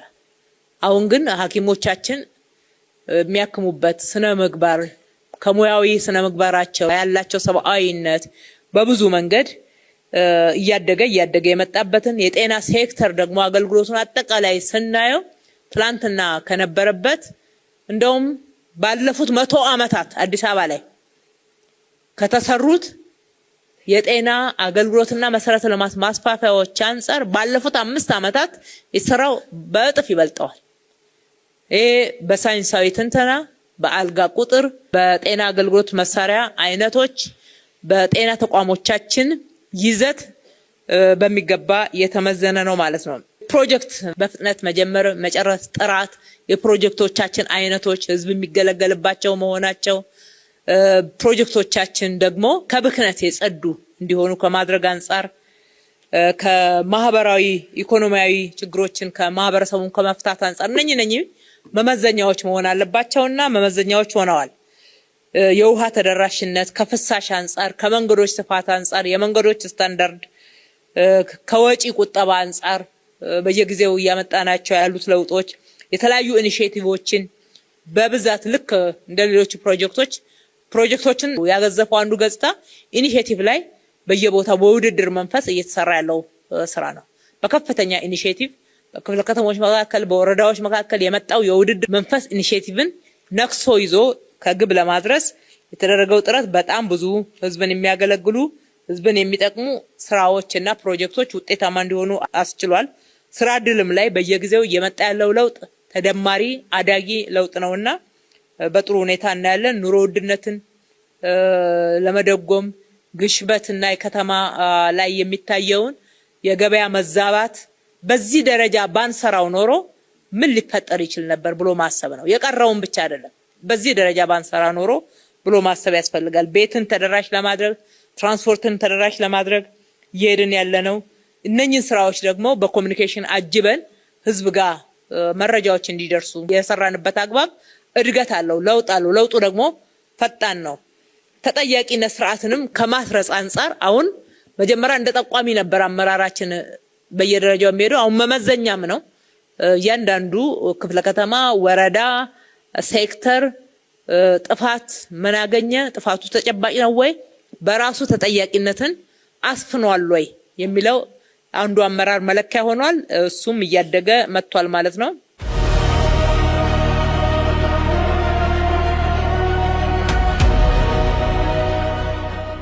ከ5 ዓመት በፊት 2014 በፊት ማለት ነው የአዲስ አበባ አመራር እንደዚህ አይነት የሰክሰስ ግምገማዎች ወይም ደግሞ የውጤታማነት ግምገማዎች ከማድረግ አንፃር ብዙ ፈተናዎች የነበሩበት እንደነበረ የቆያቸው አመራሮች ታስታውሳላችሁ።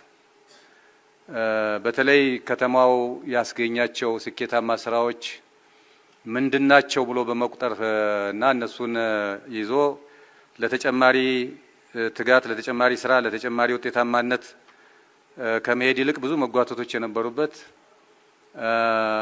እንደመጣን አካባቢ ማስታውሳለሁ። አንዳንድ ስራዎችን ስንጀምር ለምን የራሳችሁን አትጀምሩም በተጀመረ ላይ ለምን ትቀጥላላችሁ የሚባልበት ሁኔታ እንደነበር እናስታውሳለን። ያው የቆዩ አመራሮች ታስታውሳላችሁ የነበረውን ሁኔታ ፕሮጀክት የመጀመር ሳይሆን ፕሮጀክት ለመጀመር እንኳን ብዙ ፈታኝ ሁኔታዎች እንደነበሩ እናስታውሳለንና ከመደመር ፐርስፔክቲቭም የተጀመሩትን ስራዎች ማስቀጠል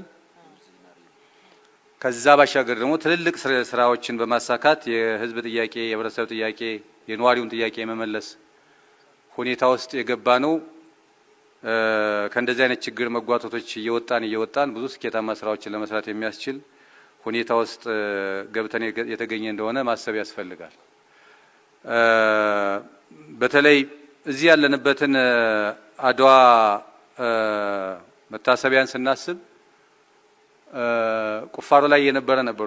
ወደዚህ አመራርነት ስንመጣ አብዛኞቻችን ማለት ይቻላል በኋላ የተቀላቀላችሁ ልትሆኑ ትችላላችሁ። ከዚህ ፕሮጀክት የተማርንባቸው ትልልቅ ስራዎች ስለነበሩ ቀጥለን ብዙ ፕሮጀክቶች እንድናሳካ እድል የፈጠረበትን ሁኔታ ስናስታውስ የተጀመረ ማስቀጠል፣ አዳዲስ መጀመር፣ የጀመሩትን ማጠናቀቅ በሚል ትናንት የቀረበውን እንዲሁ ዝም ብለን ለእንትን ሳይሆን በተለያዩ ስትሪሞች በተለያዩ ዲፓርትመንቶች ወስደን ማየት ይጠቅማል ብዬ አስባለሁ።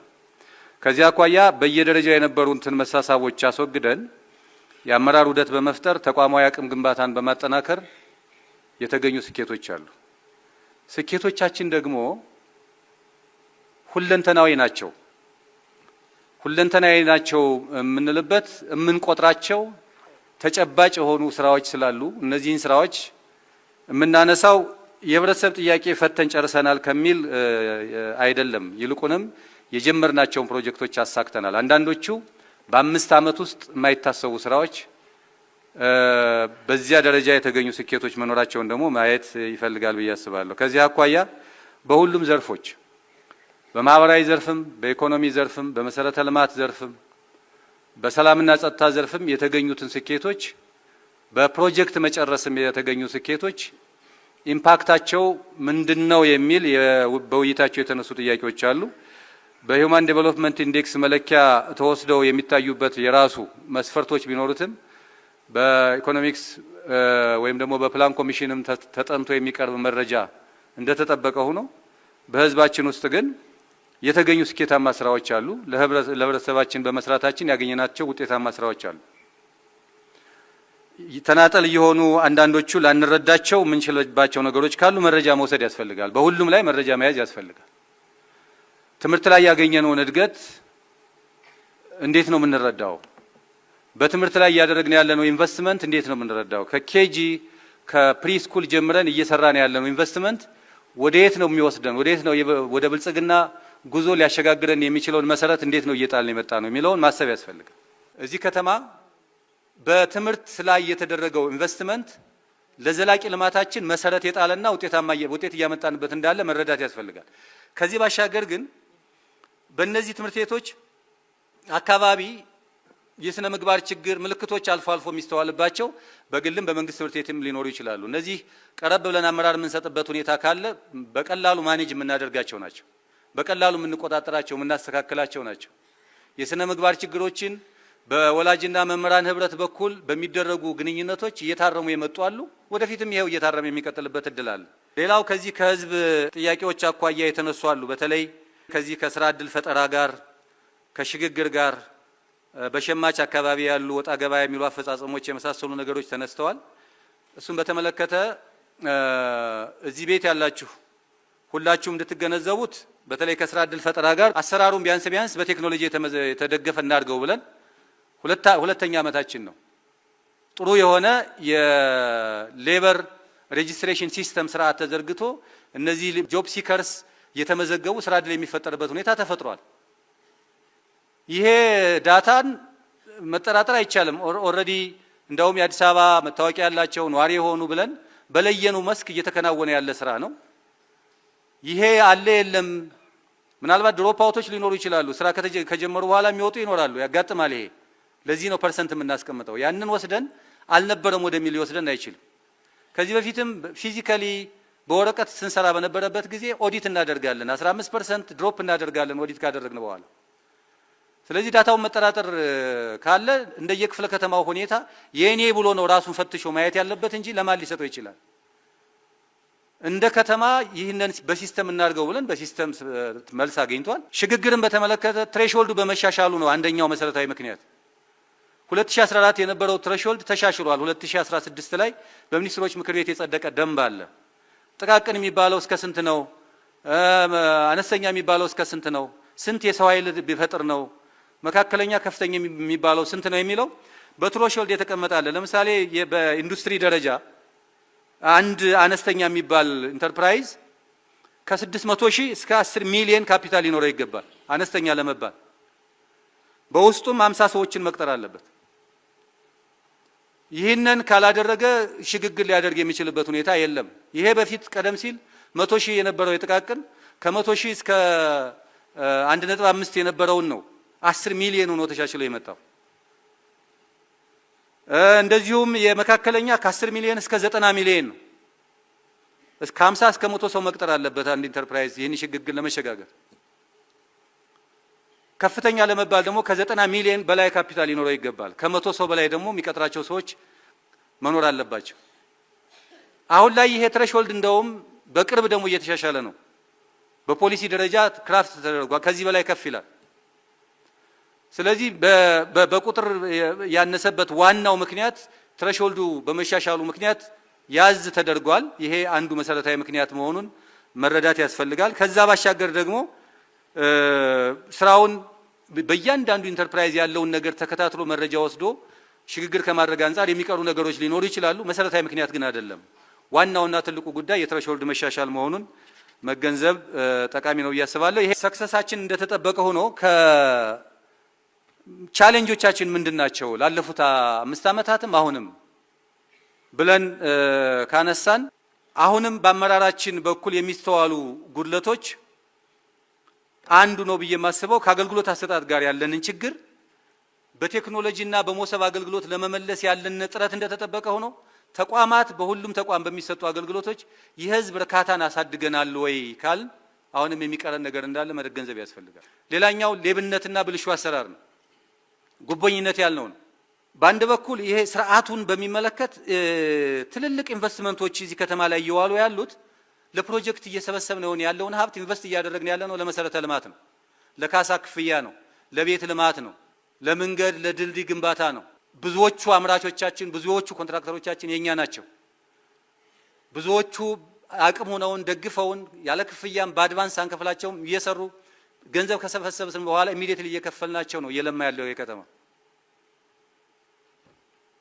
ይሄ በአንድ በኩል መያዝ አለበት። ከዚህ አኳያ ሀብትን በአግባቡ ከመጠቀም አኳያና ለስራ ከመዋል አኳያ ይሄ ከተማ ፓራዳይም ሽፍት ነው የሚለውን መውሰድ ያስፈልጋል።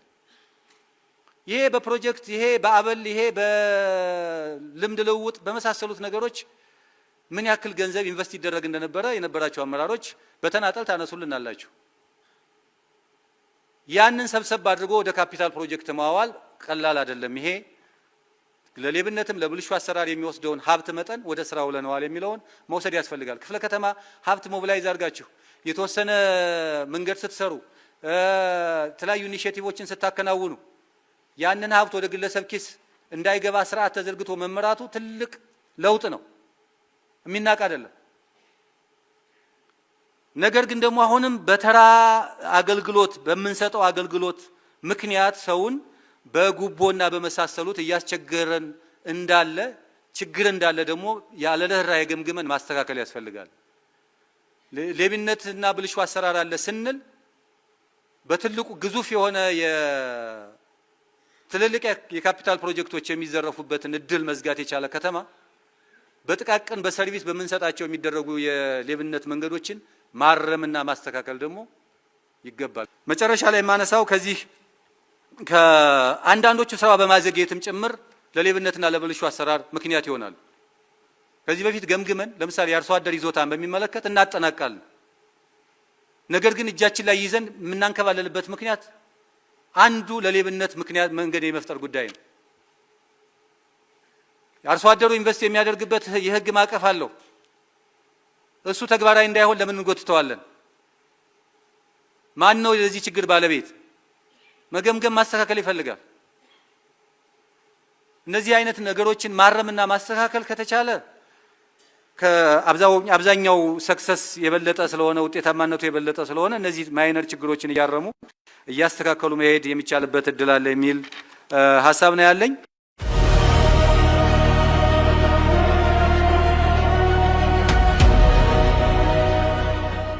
ከችግሮች አንፃር አንዱ እነኝን ሁሉ ውጤቶች አስመዝግበን ግን የአሰራር ልዩነቶች የውጤታማነት ልዩነቶች አሉ። እነኝን እናስተካከል። በጣም የውጤታማነት ልዩነቶች አሉ። ለውጥ ላይ እያደገ የመጣውን ጽዳትን በሚገባው ቅድም አንስቻለሁ። እሱ እንደተጠበቀ ሆኖ ጽዳትን ባህል እናድርግ። ጽዳት ማህበረሰቡ ባህል ያርገው። በቃ እውነት ነው። ቆሻሻ ኮሪደር የለማ ቦታ ላይ አይጥልም ሰው። ከጣለም መንገደኛው መኪናው ሁሉ ክላክስ ያደርጉባቸዋል። አይታችሁ ከሆነ ያስነሳሉ፣ ጮሆ ያስነሳሉ። እስከዚህ ድረስ በጣም ያደጉ እናያለን። ግን አሁንም ባህል እናርግ። ግድ የለም ኮሪደር ሄዶ በር እስከሚያንኳኳ ድረስ ሰው በሩን የማያጸዳበት ተገቢ ስላልሆነ ጽዳትን ባህል ማድረግ ያስፈልጋል ማለት ነው። እዛም እዚህም የሚታዩ በሁሉም ውጤታማነት ስራዎች ላይ አንድ አይነት አሰራር፣ አንድ አይነት በጀት፣ አንድ አይነት የሰው ኃይል፣ አንድ አይነት መዋቅር መድበን አሰራሩ በጣም ይራራቃል፣ ውጤታማነቱም ይራራቃል። ይሄንን ማቀራረብ የእያንዳንዱ አመራር ቀጣይ ቤት ስራ ነው ማለት ነው። የተወሰነ ስራ ሰርተን በዛ ብዙ ረክተን ከመጨፈር መውጣት አለ። አልፎ አልፎ ነው እሱ የሚታየው፣ ግን እሱም ቢሆን የሚናቅ ስላልሆነ ነው። አንዱ ራስ ምታት አዲስ አበባ ላይ የመረጃ አያያዝ ችግር ነው። የመረጃ አያያዝ ክፍተት ከእንግዲህ ወዲያ ያው ፕላን ልማት ኮሚሽን አንዱ ትልቁ KPI ነው ብለናል፣ መለኪያ ነው።